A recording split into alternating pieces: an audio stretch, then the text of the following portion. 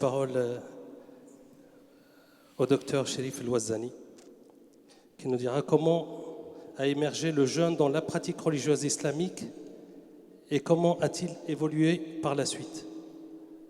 À vous la parole, monsieur Chérif El-Ouazzani. Bismillahirrahmanirrahim. Alhamdulillah.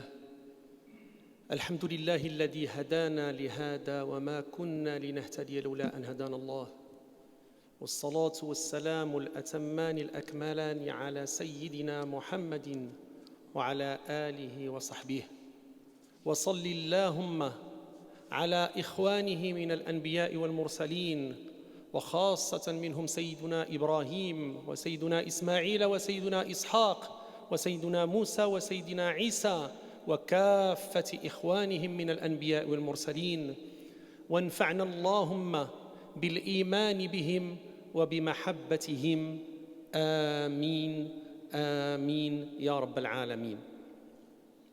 Merci Monsieur le Président.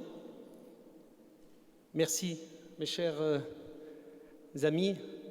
Je tiens d'abord à remercier la Grande Mosquée de Strasbourg et particulièrement la Commission culturelle pour cette idée judicieuse et je dirais même ingénieuse de pouvoir organiser cette belle réunion, ou je dirais même cette communion, pouvoir rassembler les descendants de la tradition abrahamique, de recréer un dialogue prospère, un dialogue positif, un dialogue constructif, et qui est même l'essence de notre religion. Et quand je dis religion, je parle de la religion abrahamique qui nous réunit tous. Le dialogue est un fondement de l'essence même de la religion. Je citerai un verset du Coran qui l'institue et qui dit « aux gens ». Il ne parle pas, mais il parle à l'ensemble de l'humanité. « Aux gens ». Nous vous avons créé de mâles et de femelles. Nous vous avons fait de nations et de communautés pour que vous vous entreconnaissiez. Le but ultime de cette création, c'est que d'abord, on se rapproche l'un de l'autre. On se connaît mieux avec l'autre. Et puisqu'on se connaît mieux, plus on se connaît mieux, plus on se respecte. Plus on se respecte, plus on vit en paix, et plus on vit en paix, pourquoi pas s'aimer et justement répandre cet amour sur la terre. Le fait de se retrouver aujourd'hui, c'est de discuter de quelque chose qui nous rapproche, quelque chose qui nous unit. C'est quelque chose de commun et de partagé entre les différentes traditions. Et donc finalement, ça nous ramène à dire tous, nous, les descendants de la tradition abrahamique, finalement, nous avons la même source d'inspiration et d'émanation. C'est Dieu, subhanahu wa ta'ala. Nous avons les mêmes préceptes et les mêmes fondements. Bien sûr, il y a de la différence, mais cette différence est voulue. Allah subhanahu wa ta'ala a voulu qu'on soit différent pour justement qu'on fasse activer ce processus de rapprochement, de dialogue, d'entreconnaissance et donc arriver à mériter cette paix et cette sérénité qu'on doit vivre avec. Il faut qu'on la mérite, et pour qu'on la mérite, il faut qu'on fasse l'effort et prendre l'initiative d'aller vers l'autre, de mieux connaître l'autre, de mieux respecter l'autre et d'imposer le respect et donc un vivre ensemble positif, constructif et surtout paisible et pacifique. Aujourd'hui, nous parlons d'un des fondements ou d'un précepte des trois religions et qui est donc le jeûne ou le carême. Le jeûne, le prophète de l'islam, sallallahu alayhi wa sallam, l'a adopté avant qu'il ne le soit instauré. Dès qu'il a reçu la révélation, donc vous savez que le prophète de l'islam a reçu la révélation à l'âge de 40 ans et il a émigré de la Mecque à Médine après 13 ans de vie à la Mecque, donc à l'âge de 53 ans, et il est décédé à l'âge de 63 ans. Donc il a vécu 13 ans à la Mecque et 10 ans à Médine. L'instauration obligatoire du jeûne n'a été faite que la deuxième année de l'émigration. Donc déjà, il avait l'âge de 55 ans. Mais très tôt, le prophète sallallahu alayhi wa sallam avait adopté le jeûne, mais non de forme officielle ou rationnelle ou obligatoire, mais il le faisait parce qu'il était déjà sur la tradition abrahamique, al-hanifiyatu al-ibrahimiyya. Et il le faisait de la manière qui était antérieure, c'est-à-dire il jeûnait 3 jours par mois, qu'on appelle nous dans les mois lunaires les journées blanches ou les jours blancs, al-ayyam al-bid, et qui sont le 13, le 14 et le 15 de chaque mois lunaire. Le prophète sallallahu alayhi wa sallam faisait ce jeûne de ces 3 jours par mois. Mais dès qu'il émigre à Médine, donc avant l'instauration, donc la première année, première chose qu'il découvre à Médine, déjà il trouve une société donc hétéroclite. Il y avait 2 grandes tribus arabes qui sont les Aws et les Khazraj, et bien sûr qui ont rejoint sa communauté, mais il a trouvé aussi 3 grandes tribus juives qui ont préféré rester sur leur foi, et bien sûr qu'il a respecté et qu'il a même honoré et qu'il a même protégé avec le pacte de Médine que beaucoup parmi vous connaissent. Mais la première chose que la communauté musulmane, une fois qu'elle s'est installée à Médine, a découverte, c'est que les Juifs de Médine jeûnaient un jour particulier. C'était le 10e jour du premier mois lunaire, que nous appelons Ashura. Shahr Muharram, le 10e jour de Ashura, donc de Muharram. Première question qu'il posa, pourquoi vous faites ce jeûne? Alors les Juifs lui disent, c'est un jeûne de remerciement que nous faisons pour Dieu, subhanahu wa ta'ala, parce que c'est en ce jour-là qu'il a sauvé notre prophète Moïse de Pharaon, du Pharaon. Pharaon qui le poursuivait et qui voulait le tuer, mais Allah subhanahu wa ta'ala a préservé et a sauvé son messager et donc a détruit l'armée du Pharaon et a préservé donc la vie et de la communauté de Moïse. Il lui dit donc c'est un jour de carême que nous faisons par remerciement, c'est un jour de grâce. Il a dit Moïse est mon frère et donc moi j'ai l'obligation et le devoir de faire ce jeûne de remerciement parce que Allah subhanahu wa ta'ala a sauvé mon frère Moïse, parce que tous les prophètes sont frères. Le Nabi sallallahu alayhi wa sallam nous disait toujours mes frères messagers et prophètes, al-anbiya wal ikhwani min al-anbiya wal mursalin. Et donc il a instauré ce jeûne de manière obligatoire. Donc toute la communauté musulmane devait faire ce jeûne de manière obligatoire. Mais dès la 2e année donc de l'hégire, la révélation vient et dit ya ayyuhalladhina amanu kutiba alaykumus siyamu kama kutiba ala alladhina min qablikum. Allah informe à travers le Coran que dorénavant, donc à partir de cette année, le jeûne du mois de Ramadan vous est prescrit, mais avec bien sûr une petite apostrophe, comme il l'a été aux nations qui vous ont précédé. Et donc là, on retrouve très rapidement le lien. C'est que finalement, ce carême, ce jeûne, ce Ramadan qui a été donc prescrit de manière obligatoire aux musulmans, n'est pas venu fortuit ou de manière primaire, mais c'est juste une continuation. C'est une continuation des préceptes de la religion abrahamique. Ça a commencé très tôt et ça a continué donc avec tous les messagers. Et là, quand on lit ce message-là et finalement on dit, c'est quelque chose qu'on fait comme nos frères qui nous ont précédés, c'est-à-dire toutes les nations monothéistes qui nous ont précédés. Et là, on retrouve avec méditation dans le Saint-Coran que c'est un message qui est revenu à plusieurs reprises.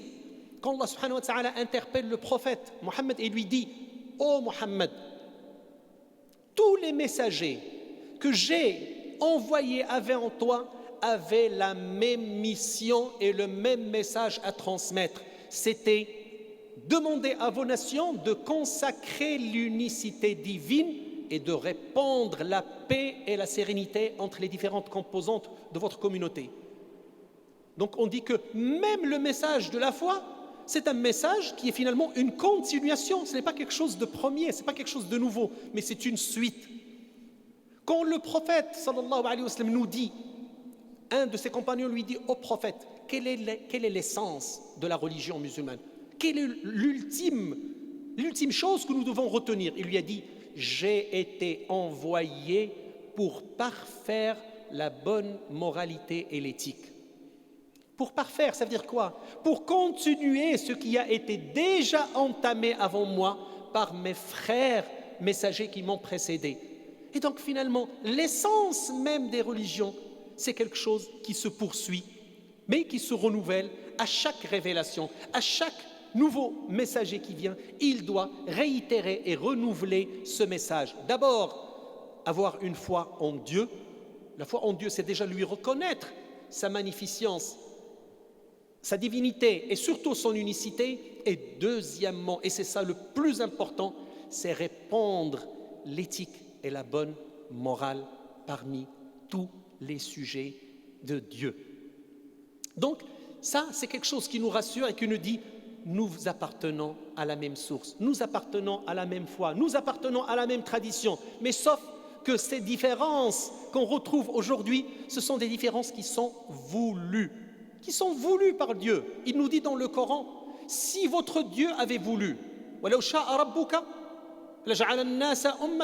si votre Dieu avait voulu, il aurait fait de vous tous une seule nation. Mais il vous a créés différents pour vous éprouver et c'est pour ça qu'il vous a créés. Donc cette différence est voulue par le divin pour nous éprouver, pour nous mettre à l'épreuve. Est-ce qu'on va la prendre comme un point positif, un point de construction, un point de rapprochement, un point de faire du bien pour aller vers l'autre, partager avec l'autre, vivre avec l'autre, respecter l'autre, ou bien on va la prendre comme un point d'égoïsme et d'amour-propre et que moi je suis différent parce que je suis meilleur que l'autre, l'autre n'a pas droit à l'existence, n'a pas droit à la vie. Donc dès la deuxième année, l'instauration officielle du Ramadan arrive par un message, sauf qu'il y avait aussi une approche progressive. La première chose, c'est que le jeûne du Ramadan n'est pas obligatoire pour tout le monde, mais il est un jeûne de préférence. On a le choix de le faire comme on peut ne pas le faire. Donc si on le fait, c'est que nous avons de bonnes actions. Mais si on ne le fait pas et on risque de perdre les bonnes actions, on peut les remplacer par de l'aumône.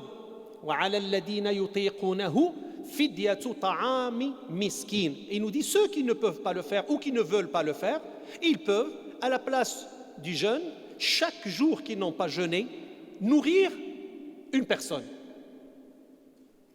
Donc ça a continué, mais très rapidement, il y a un deuxième message coranique, donc du divin, qui vient et qui dit Shahru Ramadan alladhi unzila fihi al-Qur'an. Faman shahida minkum ash-shahra falyasum.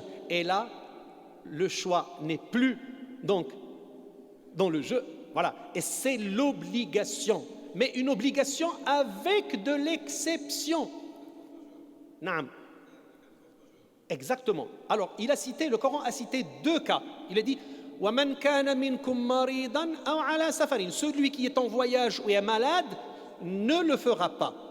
Mais avec aussi une différence. Celui qui est en voyage a le choix de ne pas jeûner. Il peut jeûner, mais il a le choix. Donc, il a la permission de ne pas jeûner, mais juste une fois qu'il est de retour de son voyage, il peut le remplacer donc par une autre journée, al-qada.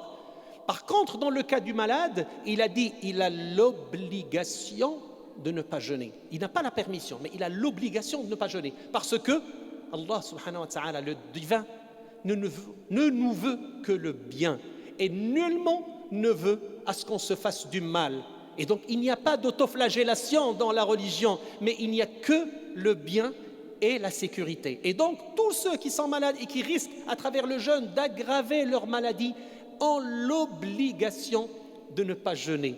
Et c'est là où donc on fait un distinguo entre les personnes qui sont normales, qui sont en bonne santé, qui sont chez elles et qui ont l'obligation de le faire donc de manière continue. Et si jamais ils ne le font pas par choix, ils ont le devoir donc de payer quoi? De jeûner 2 mois d'affilée pour chaque jour qu'ils n'ont pas jeûné. Parce que c'est une injonction divine et on n'a pas le droit. On n'a pas le droit de dépasser les limites tracées par le divin. Parce que finalement, on arrive à une question. Quelle est la finalité du jeûne? Quelle est la finalité? Est-ce que c'est pour nous faire souffrir? Est-ce que pour qu'on ne mange pas, on ne boit pas et on se fait mal? Ou bien non? Exactement. Exactement. Et c'est pour ça qu'on retrouve finalement la justification, on la retrouve dans toutes les traditions. Il n'y a pas de mal. La finalité n'est pas de faire souffrir le croyant, mais c'est pour l'aider à s'élever spirituellement. Et c'est pour ça que le prophète nous disait Soumu tasihhu, jeûnez, vous allez devenir meilleur. Parce que la traduction n'est pas fidèle. Tasihhu en arabe veut dire vous aurez une meilleure santé, alors que le sens il est large, il est au sens propre et au sens figuré. Vous deviendrez meilleur sur le plan physique, mais aussi sur le plan spirituel. Et c'est ce qui compte le plus. Parce que Allah subhanahu wa ta'ala veut simplement savoir est-ce que les croyants vont obéir ou non. Il n'a pas besoin de notre jeûne, il n'a pas besoin de notre faim ou notre soif. D'ailleurs, le prophète dit dans un de ses hadiths, certains parmi vous n'auront de leur jeûne que la faim et la soif. C'est-à-dire, c'est les gens qui n'auront pas saisi le vrai sens du jeûne et qui vont juste ne pas manger, ils vont s'abstenir de manger et de boire, mais ils vont faire du mal, ils vont dire du mal, ils vont se comporter mal. Et donc, finalement, ils n'auront pas saisi le sens profond et l'essence du jeûne. Et donc, qu'est-ce qu'ils vont récolter à la fin? La faim et la soif. Mais le résultat spirituel, cette élévation, ce qu'on appelle la purification du cœur et de l'âme, ils ne l'auront pas parce qu'ils n'auront pas accompli tout ce qui doit se faire avec le jeûne. Parce que jeûner, comme disait Sidna Abdullah ibn Mas'ud, un des grands compagnons du prophète, c'est d'abord jeûner par lui, par la vue, par la parole et par tout le comportement. C'est-à-dire, vous ne devez pas dire quelque chose qui doit faire mal à l'autre, quelque chose que Allah ne peut pas agréer. Vous ne devez pas regarder quelque chose qui est interdit. Si vous voyez quelque chose de mal, abstenez-vous, tournez la face, ne le regardez pas. Comme ça, vous restez pur. Et si vous entendez quelque chose de mal ou quelqu'un qui parle du mal d'un autre frère, soit vous l'arrêtez, soit disparaissez, éloignez-vous, comme ça vous n'allez pas salir votre ouïe, vous n'allez pas salir votre vue, vous n'allez pas salir votre langue en médisant les autres. Et c'est ça le sens profond donc du jeûne. Je continue dans la chronologie, parce que le temps n'est pas tellement étalé. Après, il y a certains compagnons qui ont compris, ils ont compris l'essence de ce jeûne et donc ils ont voulu faire du bien. Un parmi ces gens-là, c'est Abdullah ibn Amr, radiyallahu anhu. C'était quelqu'un de très pieux, parce que quand il a lu le Coran et donc le message qui impose le jeûne, il a dit, le jeûne du Ramadan vous a été prescrit comme il l'a été à ceux qui vous ont précédés pour que vous atteigniez la piété. Il a dit au prophète, moi je veux la grande piété et donc je vous demande l'autorisation de jeûner tous les jours, pas seulement pendant le mois de Ramadan, mais sur toute l'année, je veux jeûner tous les jours. Il lui dit non, vous allez vous faire souffrir, vous faites souffrir votre corps et vous ne pouvez pas vous le permettre. Il lui dit mais non, je peux. Il a dit non, vous ne le ferez pas. Par contre, je vous recommande de jeûner comme le faisaient nos prédécesseurs, jeûner 3 jours par mois, c'est-à-dire les jours blancs, le 13, le 14 et le 15. Abdullah ibn Amr dit au prophète, non, je peux supporter plus. On lui dit, alors, si tu peux supporter plus, tu jeûnes 2 jours par semaine, c'est-à-dire le lundi et le jeudi. Et d'ailleurs, beaucoup de musulmans le font, parce que c'est quand même une source de piété et un acte quand même de grande piété. Abdullah ibn Amr dit au prophète, non, je supporte plus, je veux jeûner tous les jours. Il lui a dit, non, alors je te recommande de jeûner 1 jour sur 3. Et là, Abdullah ibn Amr répond, non, je peux encore faire plus. Et là, le prophète était catégorique, il lui a dit, dernier mot, tu jeûnes 1 jour sur 2. Et c'est la manière de jeûner de mon frère Daoud, Sayyidina Daoud alayhi salam. David, il a dit, c'est la manière de jeûner de Sayyidina Daoud parce qu'il jeûnait 1 jour sur 2. Et il a dit, Sayyidina Daoud, mon frère Daoud était le plus pieux de tous les messagers parce qu'il dormait la première moitié de la nuit et se levait la deuxième moitié et la passait entièrement à prier. Et il jeûnait 1 jour sur 2 et tu ne peux pas être plus pieux que mon frère David. Là, on peut déduire, parce qu'on ne s'arrête pas à ce qui est littéraliste, à l'apparence. Il faut toujours puiser, il faut toujours plonger, il faut toujours aller à l'intérieur et aller voir quelles sont les grandes significations et quels sont les enseignements qu'on peut tirer.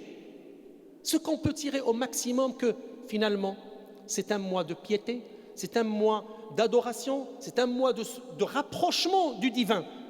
Mais il ne peut pas se suffire comme ça. L'action ne peut pas rester seulement individuelle. Il faut qu'elle soit partagée en communauté. Et c'est pour ça que d'autres enseignements sont venus nous dire c'est un mois de partage.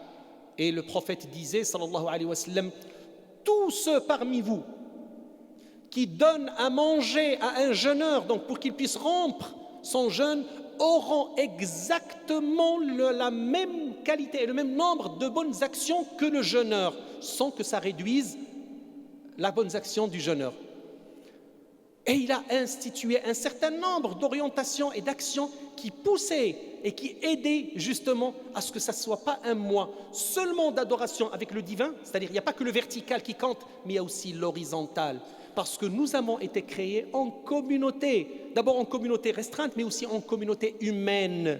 Et donc, il faut aussi que la bonne action soit distillée en horizontal, c'est-à-dire qu'elle se répande autour de nous et qu'elle fasse du bien parmi tous les gens qui sont là.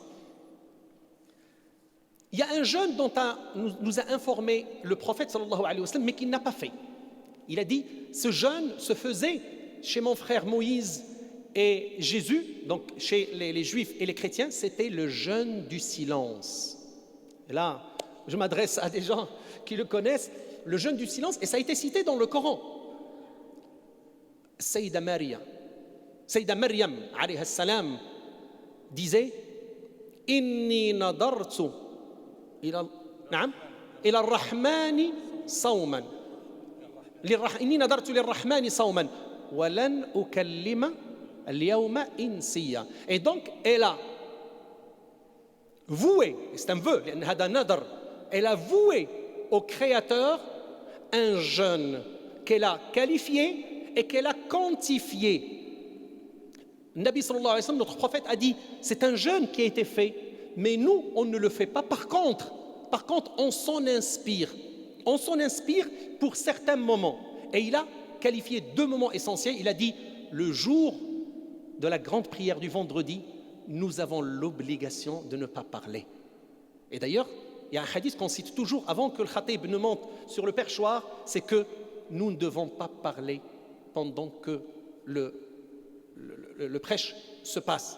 Et la deuxième, il a dit, il y a des moments de méditation que vous devez absolument observer. Et pendant les moments de méditation, ne parlez pas, mais réfléchissez, méditez et allez dans la sagesse.